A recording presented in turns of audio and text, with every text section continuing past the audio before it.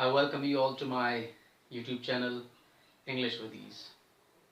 Students, I am your teacher and I am from Takshila Model Senior Secondary School. Students, as usual, I am back here with a new chapter this time. And as you can see on the board, the chapter that we are going to discuss today is a poem from class 9, book Beehive. Students, this is the poem number 2. Wind is the title of this poem. So students, in this lecture today, we will discuss various aspects of this poem. We'll discuss the message that the poem gives, the theme, poetic devices, and the hidden meaning that a poem is supposed to convey. So students, here, when we think about wind, what is there that comes in our mind? We know that wind is a natural phenomenon. A poet, whenever observes something, he goes much deeper into consideration, and then he writes his own opinions, his own views, his own reflections about that particular topic.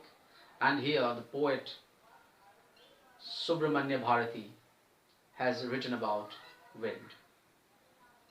Students, this poem is actually a symbol, especially wind is a symbol that the poet has used for its one of the ferocious qualities, that is destruction. Students, when the wind is in its full swing, when it is blowing very strongly, it destroys everything that comes its way, especially the things which are weak. So students, here wind, the poem has been written by Subramaniya Bharati.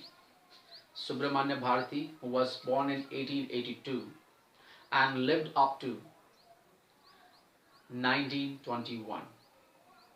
Students, Subramaniya Bharati wrote this poem in Tamil language. He was a social reformer, Indian national activist, author and poet. Students, the present poem Wind has actually been translated by A.K. Ramanujam from Tamil to English. So A.K. Ramanujan was a 20th century Indian writer and poet. He was also a translator. He is known to have translated much of the Sangam literature into English. So the present poem that we are going to discuss today has been translated into English by A.K. Ramanujan, and it was originally written in Tamil language by Subramaniya Bharati. So students, here on the board I have written first the theme of the poem. The theme that the poem conveys is people with strong characters can stand against the hardships of life. Those people who have strong characters, those people who are very strong, can face any obstacle that comes in their lives.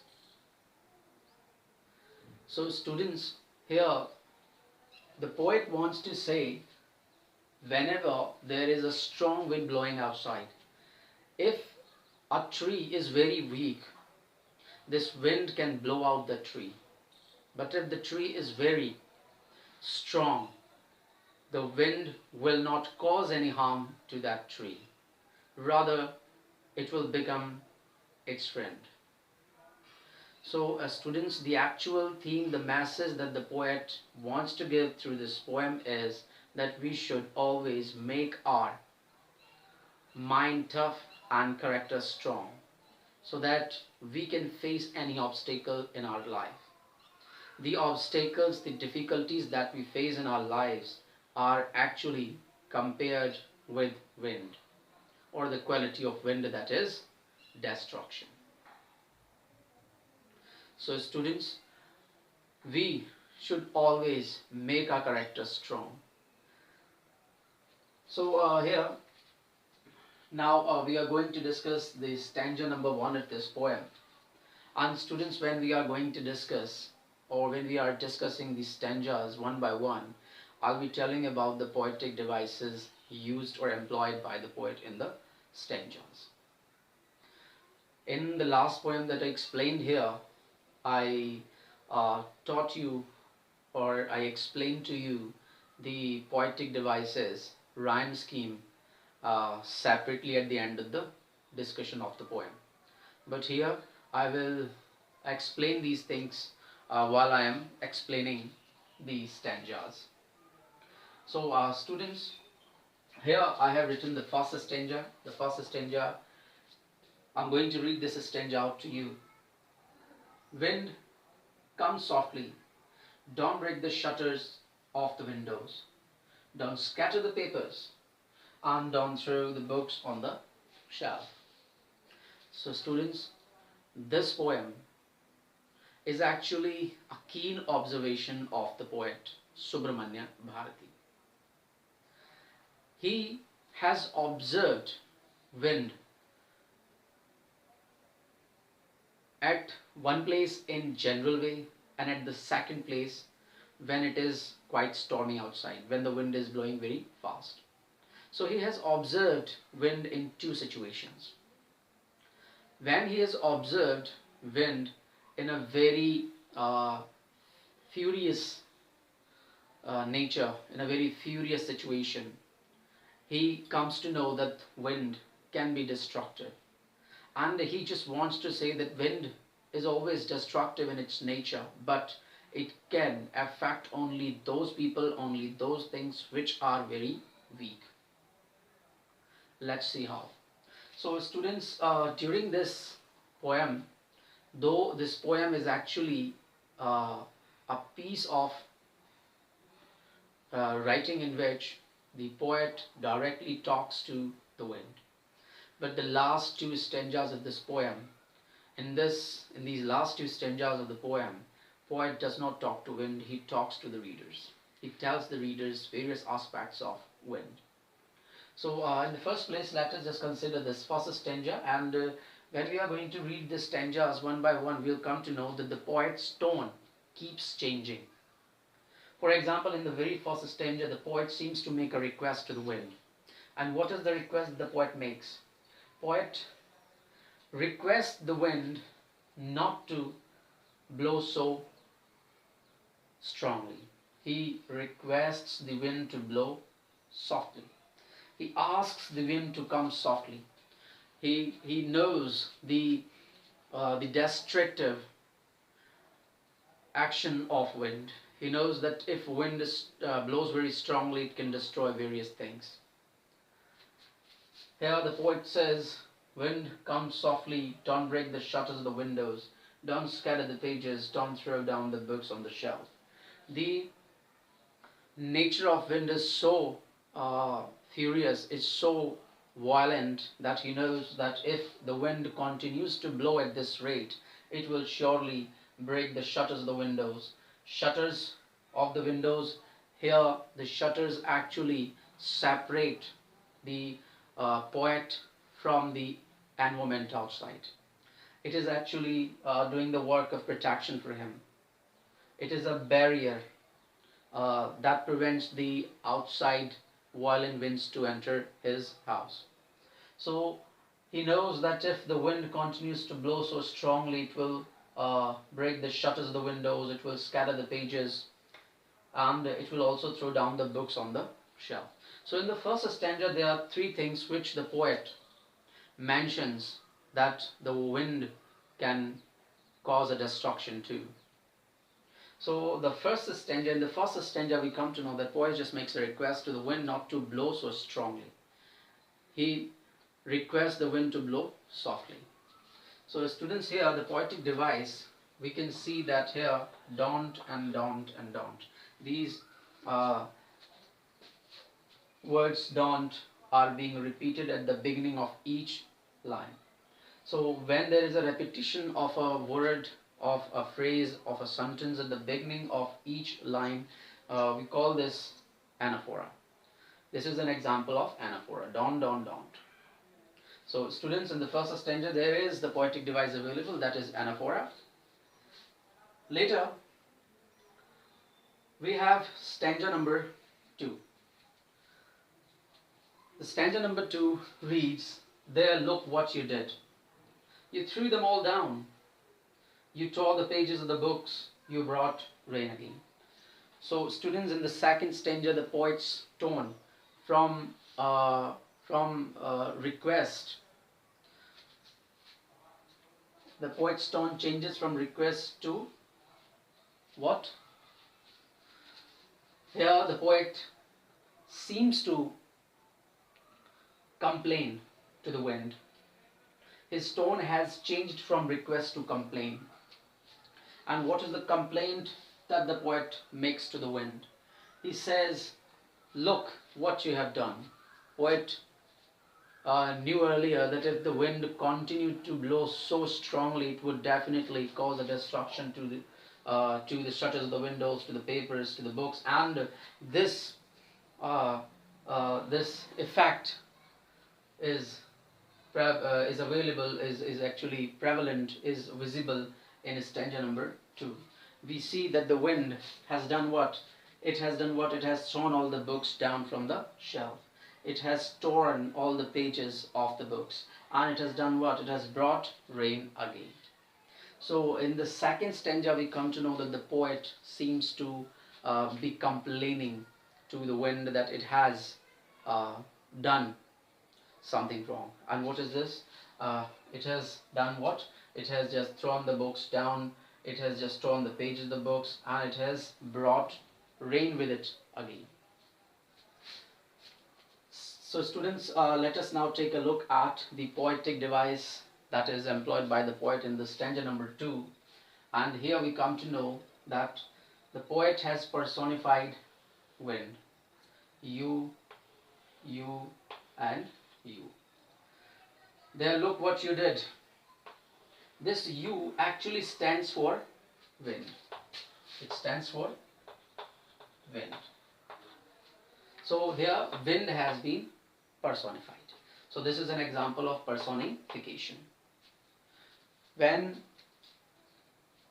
we give human qualities to non-human things, this is called personification. So here we have used a personal pronoun for wind, which is an inanimate object. Hence it becomes an example of personification. So students, in stanza number 2, the poetic device which is available is personification, and in stanza number 2 the tone of the poet is complaining. Now let us move on to the discussion of stanza number 3. Stanza number 3, you are very clever at poking fun at weaklings.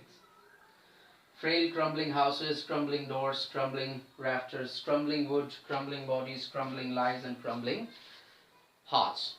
So students, in stanza number 3, poet's tone again faces a change, and it has now changed from request, complaint to it has become a very subdued tone now. It is very the poet's tone has become very meek, very polite this time, and he just now tells what are the how actually wind affects the lives of the people, how it actually affects the things that came its way. The poet here says, again, poet has used word "you" for wind. It is an example of personification. You are very clever at poking fun at weaklings. Poking here means making fun at weaklings. So the poet wants to say that wind always makes a fun of those people who are very weak of character, and those things which are quite weak. For example, whenever there is anything, whenever there is a person of weak character, and then the adverse conditions are there for him to face what actually happens. That person breaks down before the circumstances and he loses his heart. And it is when these adverse conditions overcome him and they never let him rise up again. So students, the same is the case. The poet wants to say that wind always makes fun of those people who are very weak. Weaklings here means weak things or weak people. So frail crumbling houses. Here the poet has given a few examples. What are the weak things? So the poet says frail here means weak. Crumbling here means wobbly. Wobbly here means which are not very strong. Something which is not very strong, which can face a fall, is called crumbling. For example, a crumbling wall. A crumbling wall means its foundations are not very strong. It can fall anytime. Such a wall is called a crumbling wall. So here the poet says frail means weak. Crumbling houses. Crumbling means the houses which can fall anytime because they are not very strong. Crumbling doors. Similarly, the doors which are not very strongly built. Crumbling rafters. Rafters here means the woodwork, especially the tables, chairs, and the planks of wood. So rafters. Crumbling wood. Crumbling bodies. Crumbling bodies here means people with very weak physique or very weak character. Then there is crumbling lives. Again, people with very weak character and crumbling hearts. Those people who do not have uh, confidence on themselves, and those people who are likely to be affected by the external forces, likely to be affected adversely, especially by the adverse situations, by the adverse conditions. So these are a few examples that the poet has used in this poem, and he wants to say that all these things are not very strong of nature, of character, and that is why they might face a fall in the face of a strong wind. So students, here in this poem, in this stanza, the poet has used a poetic device which you can see very well. Here you can see crumbling, crumbling, crumbling, crumbling, crumbling, and crumbling. Means the crumbling word is being repeated in this stanza. When a particular word is being repeated in any stanza, this is called an example of repetition. So here the poet has used this repetition to put stress on the crumbling things. Crumbling here means things which are very weak. The poet wants to put an emphasis that those things which are very weak of nature, they will definitely face a fall in the face of strong wind. So students, here we have stanza number 4 and stanza number 5. These are the two last stanzas of this poem. But before we move on to the discussion of these two stanzas, we have the last line of the stanza number 3. That is, the wind god winnows and crushes them all. So students, here we come to know that the poet has personified wind as God, and the poet says that wind god winnows. Winnows here means separates. What are the things that wind separates from each other? Here the wind god separates the weak people from the strong people. So this winnowing actually is an activity which is used to separate wheat from chaff. Wheat from the chaff. So students, here wind god separates the weak people from the stronger ones.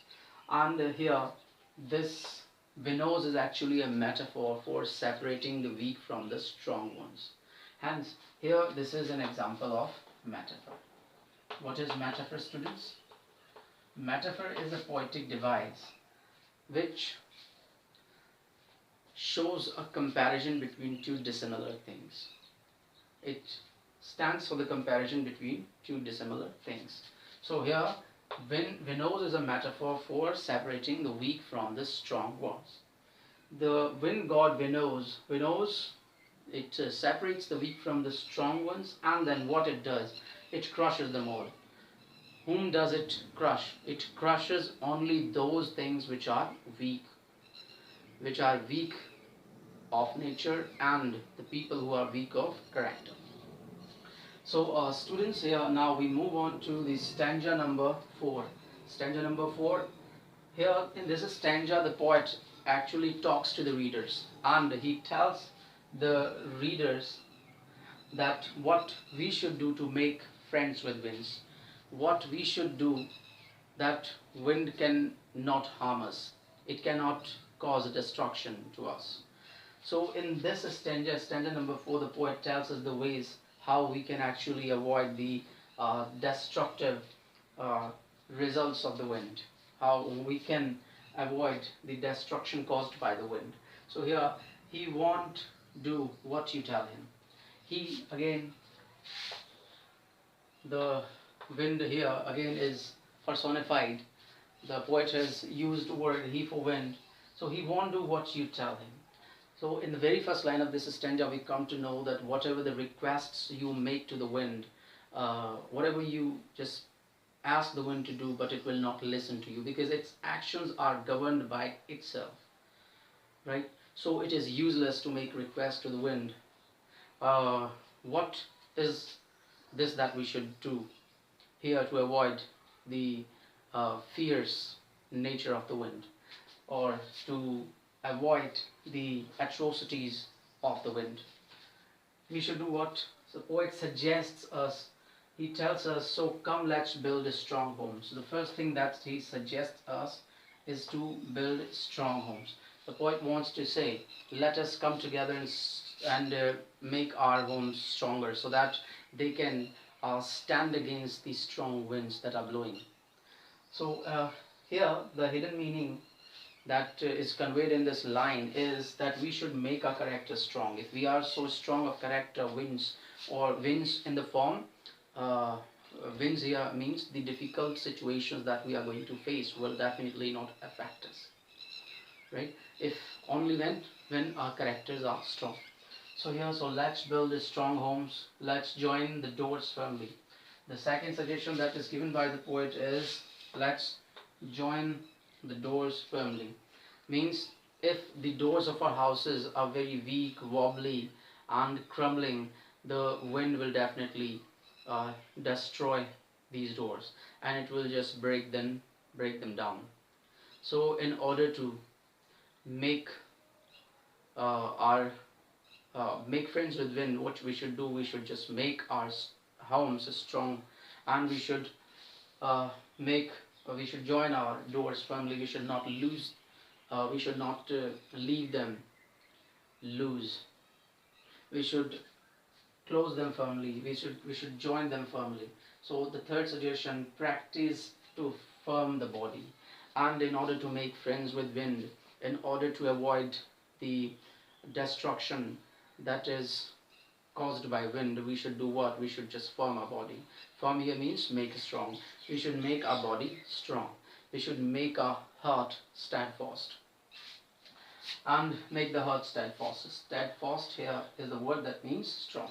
So we should make our character strong. We should make our heart steadfast. We should not lose hope in the opposite circumstances, in the adverse circumstances. We should always be ready to face them, and we should face them with great energy, with great effort, with great power, right? So do this, and the wind will be friends with you. So the poet just wants to say, if we have just followed these things, if we are just ready to make our character strong, if we are not ready to give up before the circumstances, we are not ready to give in before the circumstances, the wind will not cause any harm to us. It will rather become our friend. So students, here we have the last stanza of this poem, stanza number 5. So this is stanza number 5 is very important because it is the conclusion of the poem. So students, in this last stanza of the poem, the poet wants to tell us that the wind has both effects, good as well as bad. Similarly, the situations, the adverse situations, the difficult situations in life that we face has two aspects. One is good, one is bad.